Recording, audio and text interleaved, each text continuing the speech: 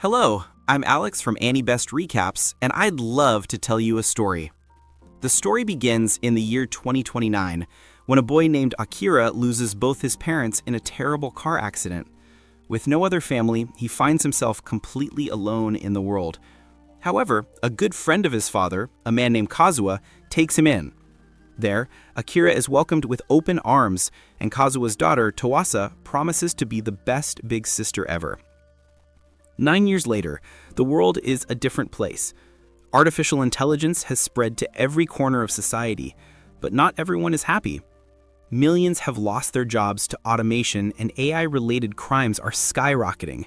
The technology advances relentlessly, and many are demanding government intervention.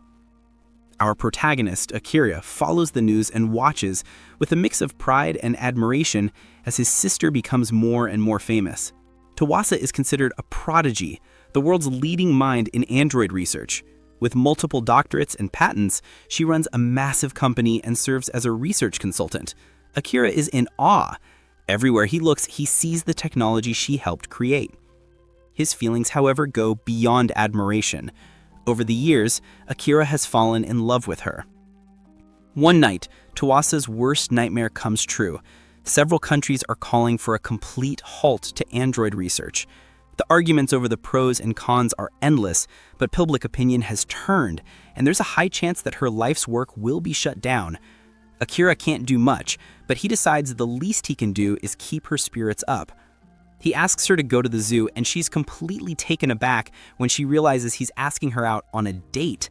Her smart wristwatch even advises her to confess her feelings, reminding her that they aren't blood-related. The next day, the two spend the day at the zoo, and this becomes the first of many more dates. One evening, Akira gives her a robot pet as a gift, revealing he's been studying non-stop to learn more about her research. Later, it's Tawasa's turn to give him a gift, a photo album so he can remember all the time they've spent together. She tells Akira how important he is to her, and the boy, unable to hold back any longer, confesses his love for her. To his luck, Tawasa feels the same way and says she would love to marry him. The AI that permeates their home played a big role in bringing them together, and the two think it. Tawasa finds it strange how people use AI for every little thing, but just as they're on the verge of creating artificial personalities indistinguishable from humans, they can't accept it. Days later, Tawasa attends a shareholder meeting for her company. There's a crowd of protesters outside, but inside, the room is filled with prominent world leaders. If she can win over the public with her presentation, it will be a giant step forward for the advancement of androids. She embraces Akira, and he wishes her good luck. The presentation begins. Tawasa's devices are implanted in the body, allowing users to utilize AI 24/7, connected to the network at all times, even in their sleep. Suddenly, a fanatic storms the stage, calling Tawasa a traitor to humanity. He fires a shot at her. Akira rushes to save her, but he's too late. Tawasa, though wounded, is more worried about him as the shooter is still armed. Akira realizes the danger, throws himself in front of her to protect her, and is shot several times in the back. He collapses, cursing his failure as his consciousness fades. Realizing his life is about to end, he uses his last breath to whisper a heartfelt apology to Tawasa. Moments later, Akira awakens to a sharp fall from inside a pod. He quickly realizes all his wounds are gone, but he has no idea where he is. A look outside only deepens his concern. The city is in utter ruins. The pain of a rock hitting his head makes it clear this isn't a dream. He notices he fell from some kind of medical capsule. Just then, a man arrives and refers to Akira as the Sage. He explains that an earthquake caused the ruins to collapse and that he came to check on the Sage. Akira understands nothing, but it doesn't matter as he passes out again. When he wakes up, the man introduces himself as Waya and his daughter is Edie. Waya explains that the Sage is a god revered by his village, a divine being who bestows knowledge upon his people and who had been sleeping in those ruins since long before Waya was born. A memory flashes in Akira's mind, and he wonders, is Tawasa okay? The other villagers explain that they don't know how long Akira was asleep. As peasants, they don't have history access rights. They discuss how Akira is technically a relic and how risky it is not to report him to Owell. They explain, is the unified institution that governs the world. Countries like Japan no longer exist. They are grateful to Owell, as it was thanks to them that world peace was achieved and war was eliminated. One of the men, however, wants to report him. He argues that Wea is endangering everyone because if Owell finds out, they will make an example of them. Wea's wife, tired of the bickering, declares they will not be reporting Akira. He just woke up in a new world and needs care. That night, Akira sheds a tear thinking of Tawasa while an ominous figure watches him from a distance. A while later, the villagers ask for Akira's help and are impressed when he manages to fix their broken tractor. The celebration, however, is cut short by the arrival of Commissioner Canis. The man who wanted to report him had done so.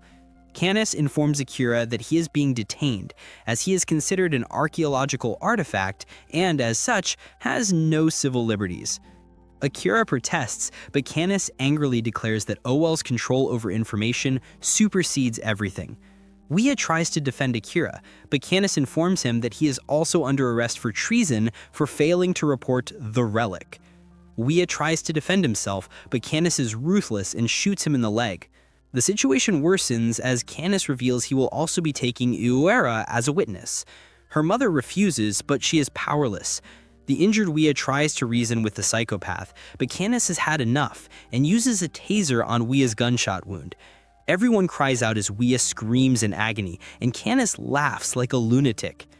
Canis takes the three away, and Akira blames himself for everything. On the train, the cold-blooded commissioner orders his men to leave the relic on the train and remove the other two to be disposed of. Akira is horrified, but it gets worse. Canis orders 3 of his men to return to the village and eliminate everyone who knows of the relic's existence. He plans to use Akira and his ancient knowledge to rise through the ranks of Owell. Desperate, Akira thinks of a solution as Canis prepares to shoot the girl. Suddenly, a voice echoes in his mind. "Get down!" A blade of energy slices the train in half. A girl crashes through the wreckage to free Akira and springs into action. Her first target is Canis. She destroys him with a single blow, sending him flying into a barn. It all happens so fast that the soldiers can only stare in disbelief. The girl then turns to Akira and says she can rescue all of them easily. Canis, injured, orders his men to take her out, but she doesn't react even when surrounded. She refuses to do anything until Akira promises to hear what she has to say after the fight. With no other choice, he agrees. The soldiers fire a barrage of bullets, but she is prepared. A barrier of energy protects them and fires the bullets right back at the soldiers. She draws her sword again and begins to slice the soldiers to pieces in a lethal dance. One guard is about to shoot her from behind, but Akira, proving useful, hits him in the head with a steel rod. Just then, Canis reemerges with a machine gun, certain that not even she can defend against this. The girl is completely unfazed. She reveals a much better weapon. Planting herself on the ground, her arm transforms into a gigantic cannon. A single shot unleashes a devastating beam of energy that eviscerates the commissioner, the train, and the entire mountain behind them. It's obvious to Akira now, she is not human. She reveals she is an android and introduces herself as Yugure, reminding him of their deal. Akira freezes as Yugure reveals her face, a perfect mirror of Tawasa's. With a smile, she says, "Now let's get married." As the scene unfolds, Akira asks if she is Tawasa, but she says no, her name is Yugure, and she has no idea who Tawasa is, which makes Akira wonder if there's something wrong with his brain. The android then shows a recording of when he agreed to hear her out, and explains that the favor she wants is for them to get married.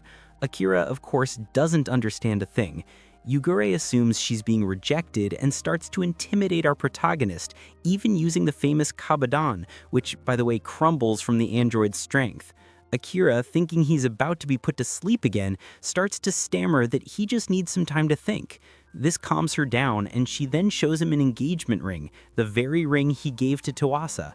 Akira obviously recognizes it, which makes him realize that Yugure must know who Tawasa is. The android admits she might know her, but refuses to give a direct answer, saying the information is confidential. Besides, they don't have time to talk as they need to help the injured Wea. That night, the man who reported Akira apologizes, ready to accept any punishment. But Akira, knowing he was only trying to protect the village, accepts the apology. Even so, OL is now after him, and Akira decides he must leave. He says goodbye to everyone, but is surprised when Yugure joins him. She mentions she's still waiting for his answer, but Akira points out the insanity of marrying someone he just met. Yugure, however, doesn't give up, interpreting this as a sign that they just need to get to know each other better. So that's why she's coming with him. And Akira's first stop is the shrine where he woke up, hoping to find a clue. He asks Yugure to teach him about the current world. However, she mentions that this is also confidential.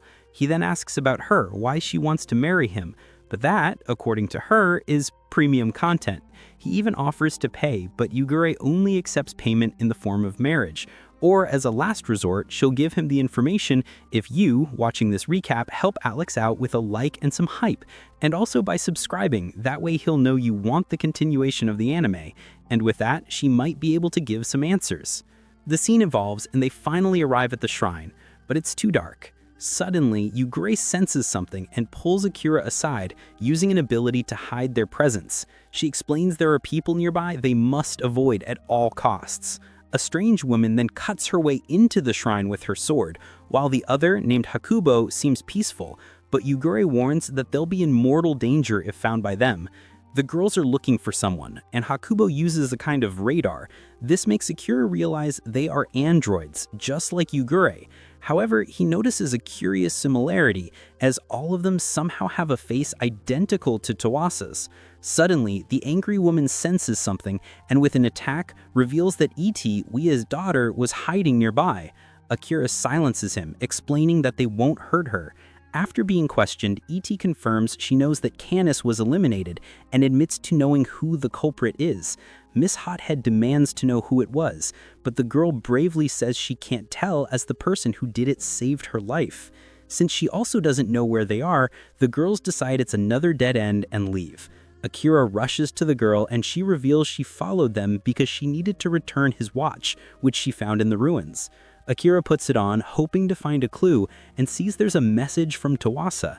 In the recording, Tawasa admits to having made many mistakes and that she must live with the knowledge of what she's done.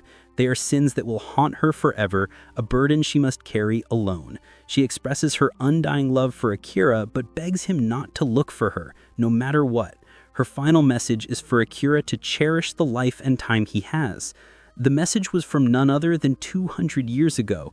This forces Akira to accept the harsh reality that Tawasa is gone. But even so, he refuses to give up completely and declares he will still look for her, and his next stop will be the house where they used to live. Knowing things could get dangerous, he asks Yugure, whom he feels he can trust, to accompany him. Later, Yugure explains that Yoami and Hakubo are officers in the OL Special Forces and are after her. This makes Akira wonder if Yugure works for OL and why they all have the same face. But guess what, my dear friends, it's all confidential. At least he'd like to know why she wants to marry him, and her answer is simple: because I want to. Akira reminds her that his fiancée is Tawasa, but Yugure retorts that since they weren't married yet, she still has a chance. She then pins him to the ground, promising to make him forget Tawasa and fall madly in love with her. After a lot of pressure, Akira finally gets her to stop by calling her by her name for the first time, and this makes her hit the brakes and behave. The scene shifts, and the next day, while E.T. heads home, they prepare for their journey. They need to cross a river, but the ferry only runs once a week. Fortunately, a man named Oboro, who's heading to the same destination, offers them a ride. Oboro asks them what they're going to do in Honshu, and Yugure, without the slightest shame, tells him they're on their honeymoon.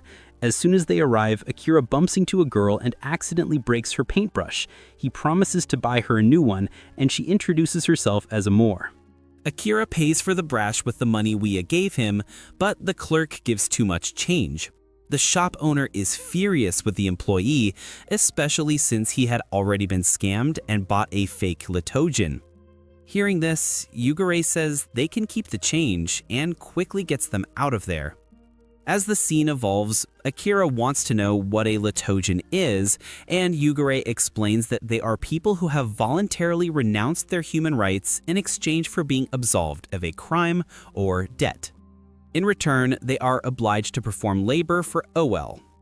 Akira, hearing this, feels very uncomfortable, as this is very similar to slavery, even if the Litojan's basic needs, like food, clothing, and shelter, are guaranteed. He doesn't like the idea at all, and Yugure is surprised by his compassion. Akira remembers to give Amoru her new paintbrush. The girl, curious, asks where they're going, and Akira explains they need to cross a nearby mountain on their way to Tokyo. The girl reveals that OL has a checkpoint on the main road, but fortunately she knows an alternative route and leads them there. On the way, Amoru shows off her drawings and Akira is impressed. He can't help but see Tawasa in the picture, but Yugure points out that it's actually her in the drawing. Amoru reveals she always wanted to draw storybooks, and Akira is sure she can do it and hopes she'll let him read one of her books someday. Suddenly, something seems wrong, and she runs ahead. Yugure notices this and also spots a strange tattoo on the girl's back. That night, the group dines on roasted rabbit thanks to Yugure's hunting skills. Akira, curious, asks if the android eats food, and she reveals she has an infinite energy core, but eats as a hobby. Yugure then changes the subject and asks to see the book Amoru carries. The girl gets scared, but Yugure reassures her, revealing she knows it's a banned book, but that she won't steal it. The book is called Bird of the Heart, and it was written by Amoru's parents, who were storybook authors, which explains why she was so careful with the book. Akira mentions he admires the drawings and says he's sure she's talented enough to achieve her dreams. The next morning, they arrive at Mount Osere. OL soldiers guard the entrance, but Yugure, experienced in sneaking around, hides her face and gets in. They then enjoy the local food, but Akira can't ignore how the Litojans are being exploited in that area. Yugure advises him not to stick his nose where it doesn't belong. Akira acknowledges he has enough problems of his own and won't get into more trouble, but he can't help but feel bothered by it all, as none of it seems right. Yugure clarifies to him that a society's values and what is right change over time. However, before they can continue the conversation, they are approached by OL soldiers who mention they know the person behind the hood is Yugure, saying that if she doesn't cooperate, the relic will die.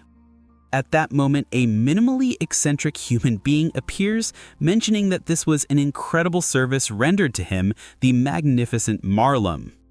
Akira, remembering Canis's eccentricity, just thinks he's feeling a sense of déjà vu. Marlum slowly approaches, explaining that he received a message from his second cousin Cani via carrier pigeon about the ancient relic and recognized Yugure's face. After all, she looks just like both Yoyami and Hakubo. However, at that moment, even the devil would tremble in fear, as we discover that Amoru was none other than a spy who ran to Marlum, whom she called 1221. Akira doesn't understand what's happening, but Marlum reveals that they were tricked by a Litojan. Amoru admits to lying, explaining that OL promised to return her parents' books if she brought them here, but obviously she couldn't have been more wrong, as Marlum is a terrible person. He mocks her for believing him, calling her a fool for thinking they wouldn't burn every last one of her books to ashes. He throws her to the ground, orders his men to take her and to give her the same treatment her parents had. He delights in the thought of the promotion he'll receive. Akira asks if Yugure can do something, but she says she can only guarantee his safety, not Amoru's, and that's not enough for Akira. Suddenly, Amoru charges at Marlum, yelling for them to run, and this distraction gives Yugure enough time to grab Akira and get out of there. Marlum takes his anger on Amoru and finds the book she was hiding. Safely away, Akira wants to go back to help Amoru, but Yugure reminds him that she lied to them. He doesn't care, as he feels guilty for encouraging her dream without understanding her situation. Back with Amoru, she begs for her book, but Marlum says he must follow the rules. He must burn the book. She screams in agony as she's forced to watch her parents' work go into flames. With Akira, Yugure gives in and agrees to rescue Amoru, but only if he agrees to marry her. Akira can't believe that's all she ever thinks about and insults her, saying she really is just an android.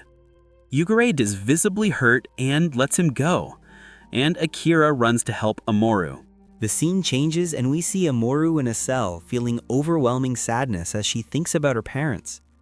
But suddenly she hears noises and someone enters the cell, and that someone could be none other than our boy Akira. She asks what he's doing there and he simply replies that he came to save her. While they're talking, the scene cuts outside and we see Yugure watching everything from afar like a true stalker. Back to the duo, Amoru still doesn't get why he's there, mentioning that she betrayed him. But Akira, being the good guy protagonist that he is, says he couldn't just abandon her.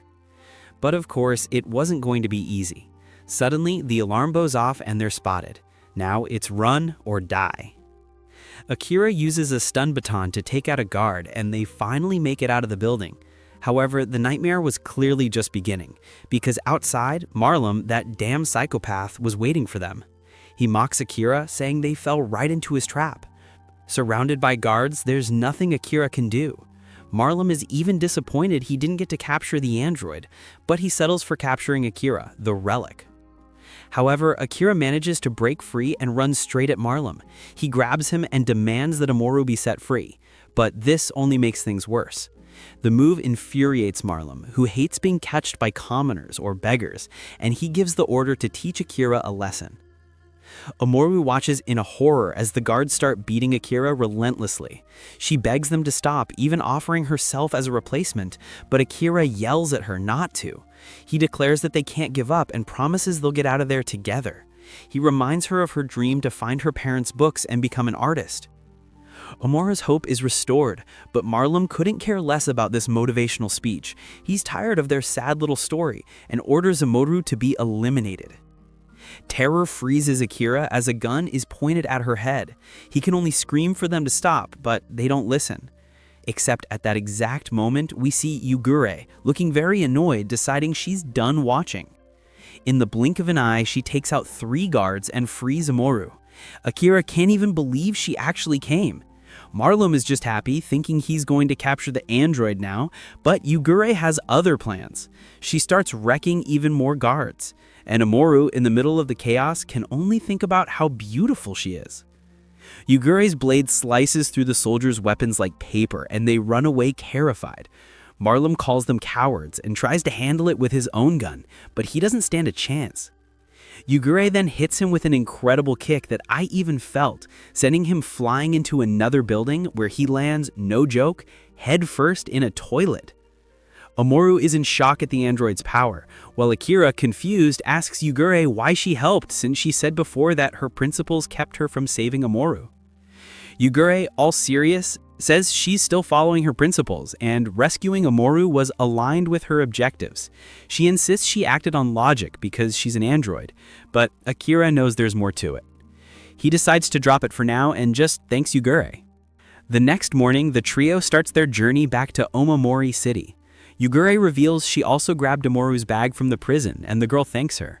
While Amoru changes, Yugure uses some incredible technology to heal all her bruises in seconds. Akira's jaw drops, asking what kind of crazy tech that is. But guess what? Yes, my dear friends, it's confidential. Akira gets frustrated, but Yugure gives him a hint. She says she might explain this healing tech and her principles if she senses that the audience really wants the continuation. And how will she know that? Only if you watching this recap help Alex out with your like and your hype. So you know what to do, right? Help him out. Amoru then asks if she can remove the tattoo that marks her as a Litogen. Yugure agrees, but warns her it will hurt.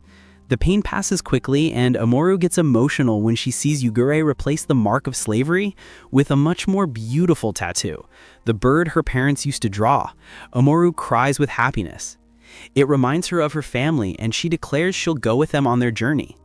Akira is a bit shocked, but decides it can't hurt to have one more person in the group, and Yugure is on board too. The scene changes, and we see the group's first stop is Omamori. When they arrive, Akira is relieved to see the place has hotels, so he can finally rest and even take a bath. They notice some super heavy security, and Amuro explains it's because of a famous festival called Fika. It's a festival where people look for their future romantic partners. Yugure couldn't care less about the festival. According to her, she doesn't need it because she will marry Akira.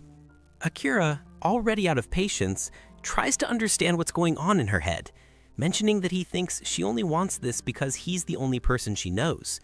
Meanwhile, Amuro, totally spacing out, suggests they should all make an LC, in other words, get married together. Akira then hits the brakes on the girls. He explains they're guiding themselves by things that aren't love. Amuro is only thinking about drawing, and Yugure, for her part, only knows Akira, so she has no basis for comparison. Anyway, he reminds them that his one true love is Tawasa, and that his journey is all about finding her. Amuro just replies that in that case, they'll just make a 4-person LC, showing she didn't understand a single thing. Yugure then responds that she'll prove it to him. She says she will compare him to other men, and if no one else can gain her affection, it will prove her love is real. Amuro also says she doesn't want him to doubt the love she feels for him. The guy, seeing the situation spinning out of control, simply realizes there's nothing he can do. The girls have made up their minds. They are going to the festival. The scene changes, and as night falls elsewhere, we see a man named Calicrom closing an illegal arms deal with a lieutenant colonel named Yamabuki. Calicrom, who wants to be the boss of the famous Lontano family, is buying a gigantic arsenal. The lieutenant wonders if he's planning to start a war.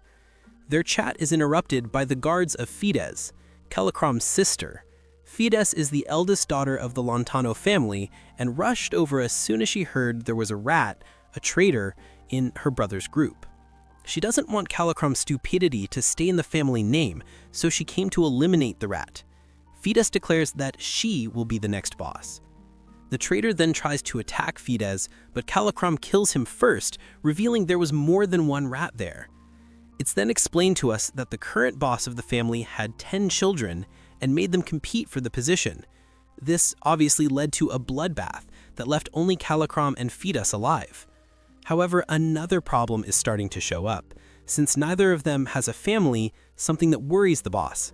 After all, it's important to continue the bloodline.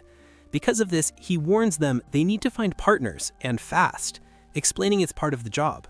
Fides immediately assures her father she will find a partner at the festival. The scene changes, and the next morning, the girls remind Akira about the festival. He couldn't care less and tells them to go. Amuro catches up to Yugure, but notices that she, who is usually subtle, is super serious. Meanwhile, Akira overhears some guys talking about the Lontano family, the owners of the city, like the mafia, and the siblings will be at the festival. At the festival, Amuro is telling her life story to strangers, and slowly realizes that no one is as cool as Akira. Meanwhile, Yugure dismisses every guy who approaches her, saying that chance of interaction is almost nil. And suddenly, who shows up? Akira himself. He was worried about the whole mafia thing, but he sees the vibe is calm. He then spots a bunch of girls swarming Calicrom, one of the mafia bosses. On the other side, a line of men tries to impress Fides, but she dismisses them one by one with a snap of her fingers until no one is left. Calicrom arrives to mock his sister for being alone, and she retorts that she just has high standards, unlike him. She gets tired of the conversation and leaves.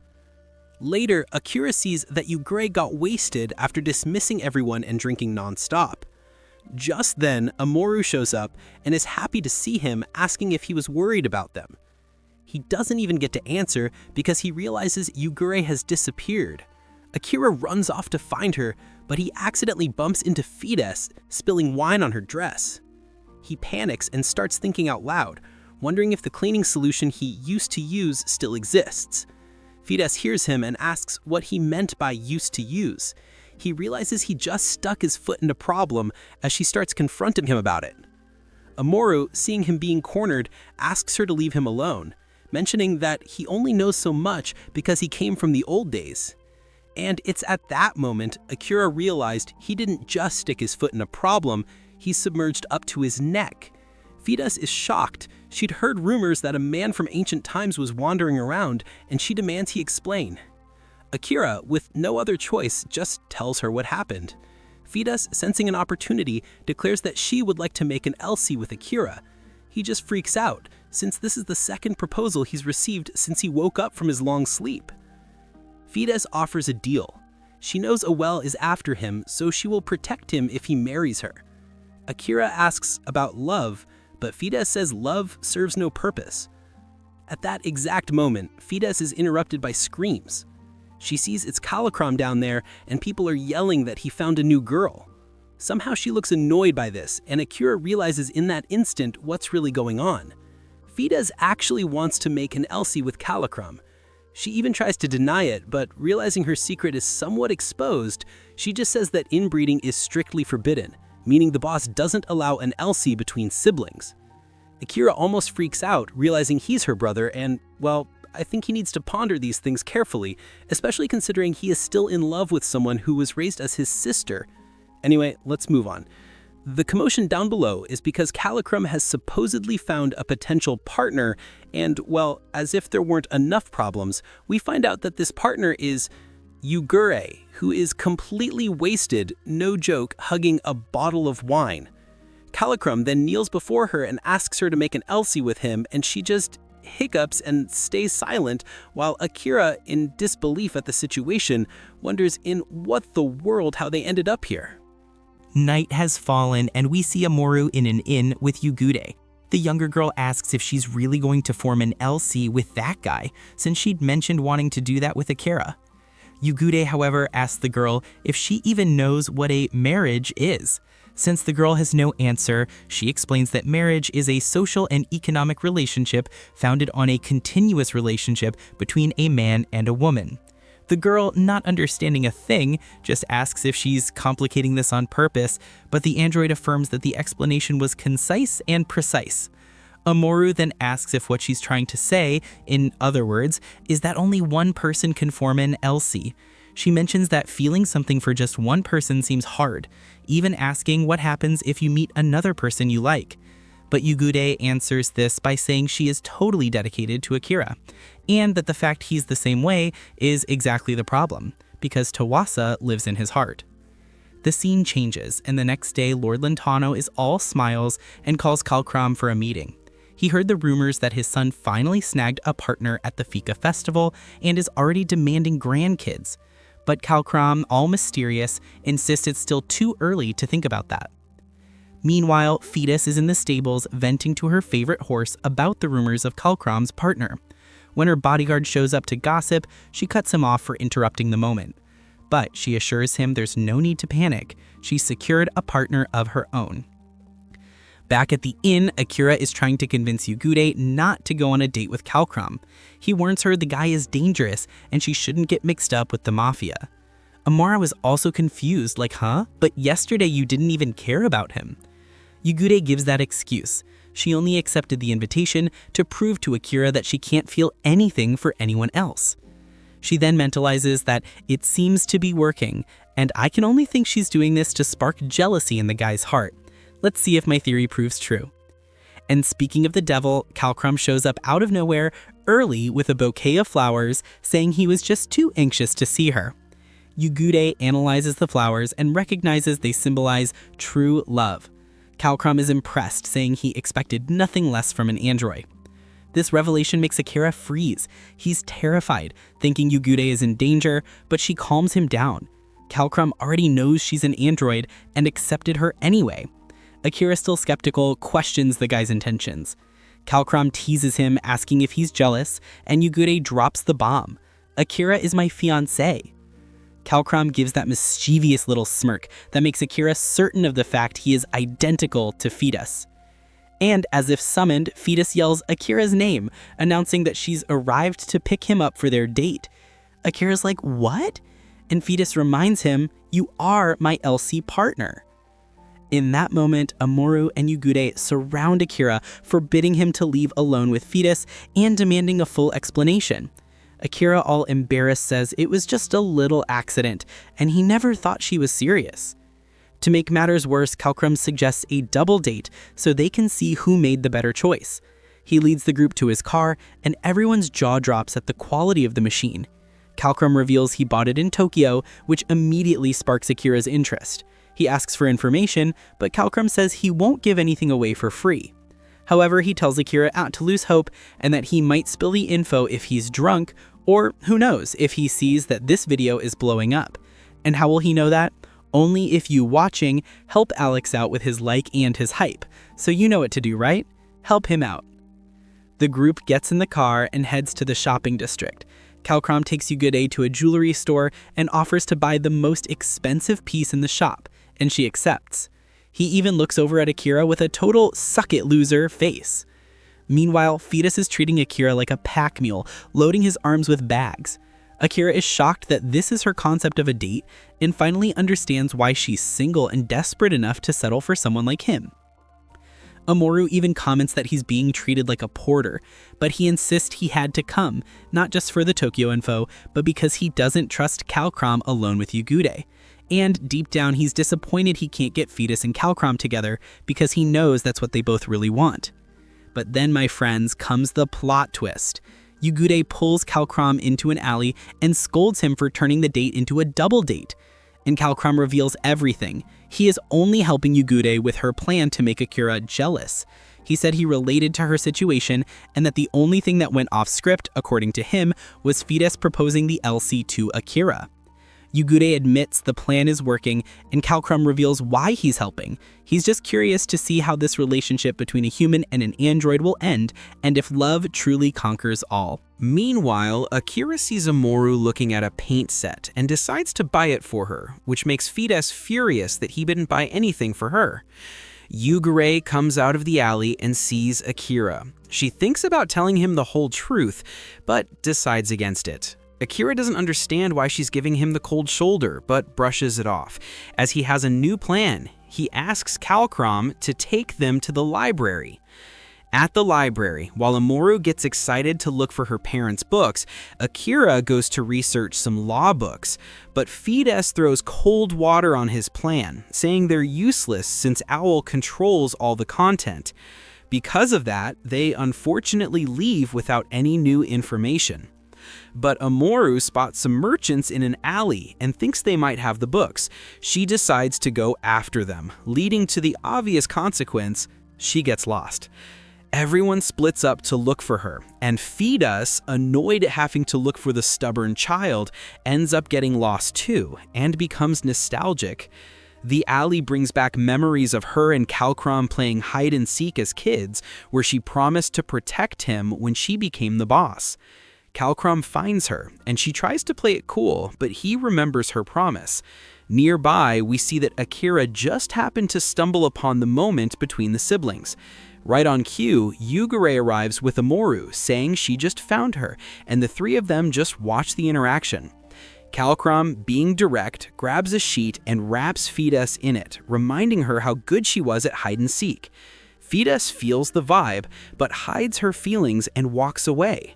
Akira sees it all and feels bad, knowing their blood relation is stopping them from experiencing this love. He turns to Yugure, now certain that Calcrum loves Fetus, and yells at her for wearing the necklace he gave her. Yugure scoffs, thinking it's jealousy. Akira tries to explain but can't find the words. Then Yugure confronts him, saying she went out with Calcrum as a test to prove her love is real. But why the hell did he agree to go out with Fetus? Amoru joins in, and the two of them back the guy into a corner. Akira defends himself, saying he's engaged to Tawasa. At this, Amoru asks if she's going to LC with Calcrum, and Yugure, as if adding gasoline to the fire, just says she's calmly evaluating that. This shocks Akira and Amoru. The scene changes, and we see them returning home in a funereal climate, at least until the car gets a flat tire. Akira, to everyone's surprise, changes the tire himself, mentioning it's thanks to his adoptive dad. Calcrum is impressed, saying he was only taught to dedicate himself to the family. Akira seizes the opportunity and asks if his feelings for Yugure are real.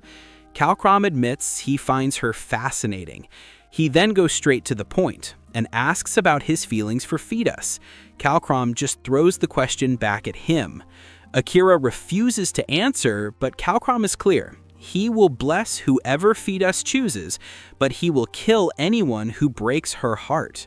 Akira accuses him of being in love with her, but he dodges the question.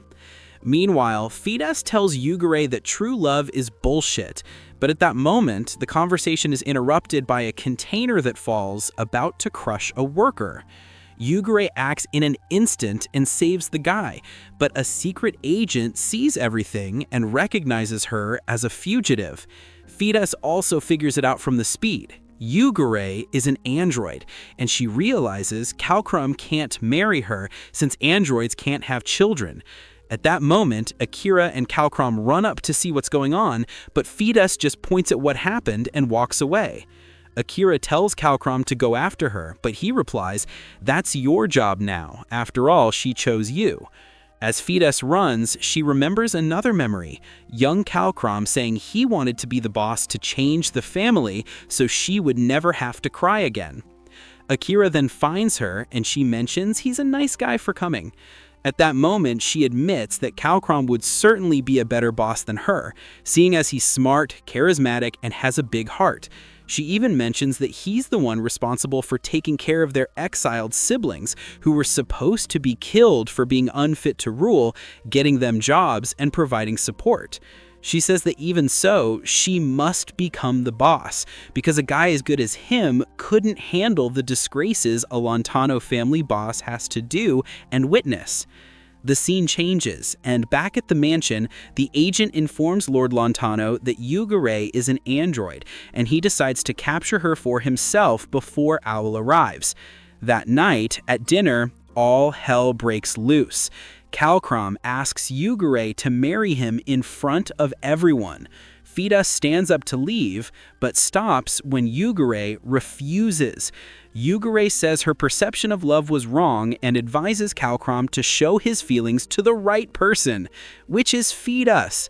Akira also tries to get the siblings to work it out, but Lord Lontano enters, furious. He reveals he always knew about the chemistry between the two and accuses Kalkrum of treason, planning to be childless with an android and buying black market weapons, all to kill him and take power.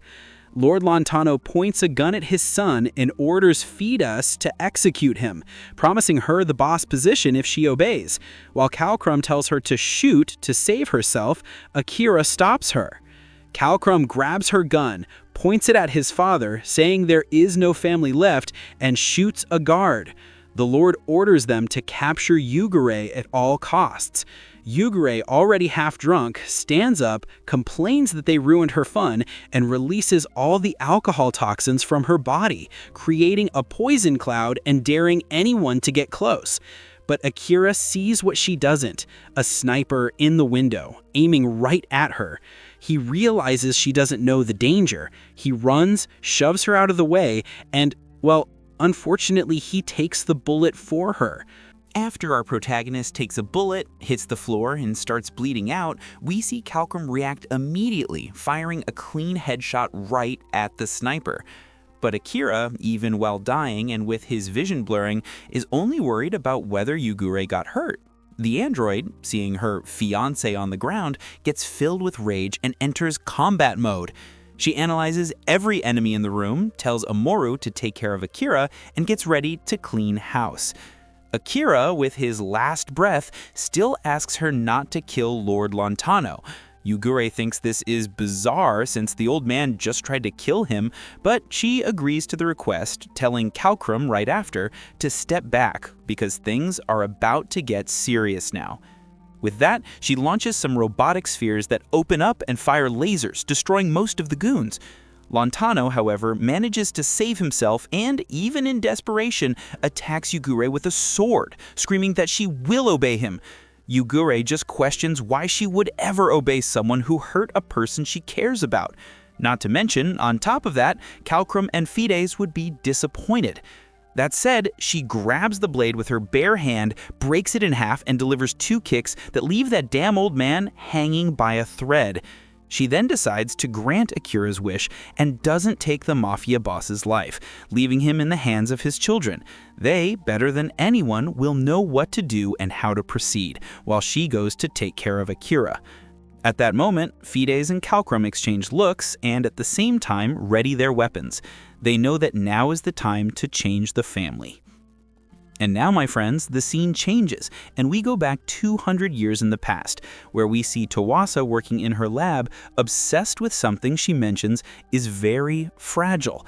Her robot assistant, named Ichikishima, warns her that she's been working for 27 hours straight and should take a break, but she just replies that it's fine, changing the subject and asking her assistant if she thinks machines can have feelings, deep feelings, for a human. The robot replies that she likes her, but points out that she's not capable of love. Then Tawasa says she sincerely hopes that one day she will understand that feeling. Back in the present, Akira finally wakes up, and the first thing he sees is Yugure tying a lucky charm to his ankle, identical to hers. He touches his chest, sees a scar, but the pain, well, it's gone. He feels healed. Just then, Amoru bursts into the room and hugs him, saying he was asleep for an entire week. At that moment, Fides and Calcrum arrive bringing fruit and apologizing.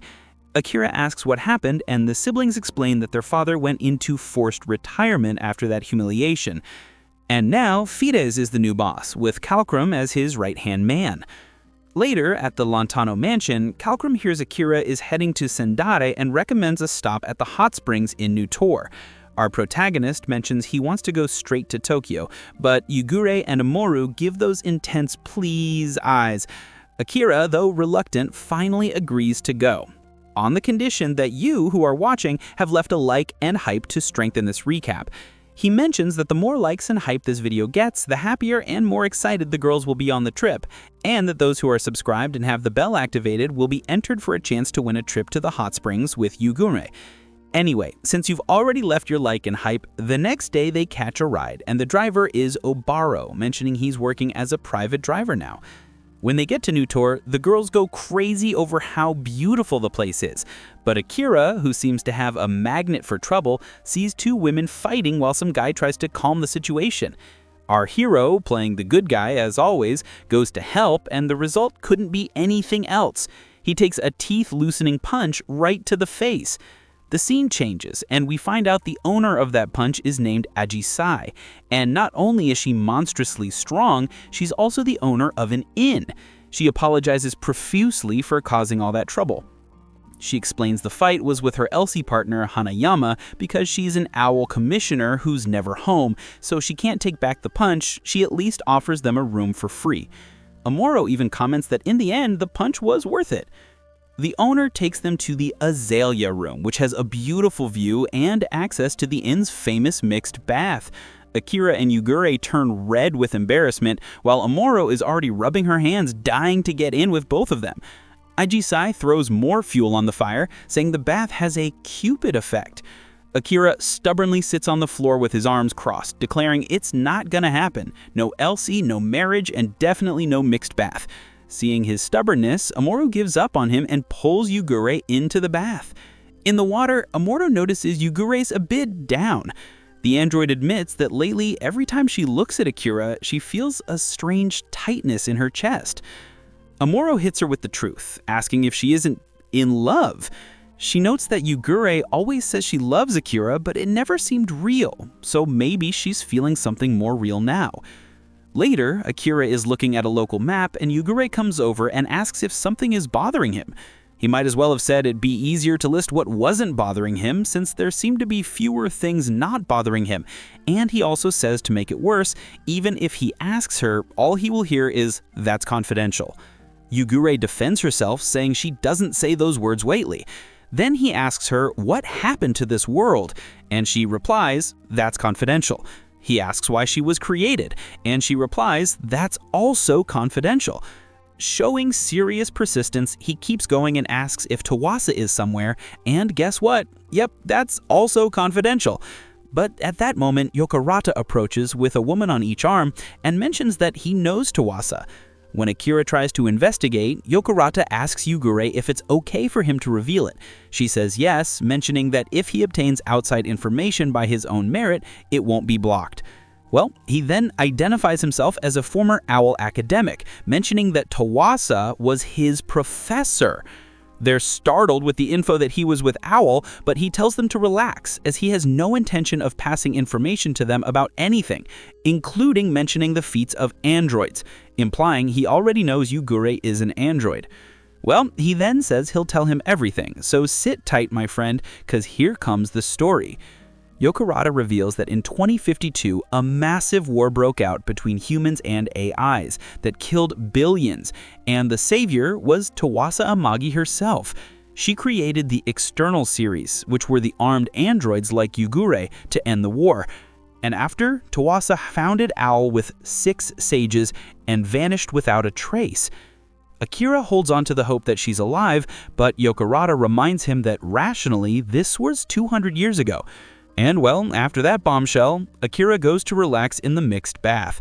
Thinking he's alone, he starts swimming, and obviously everything was conspiring for the one thing that was bound to happen, meaning he comes face to face with a naked Yugure.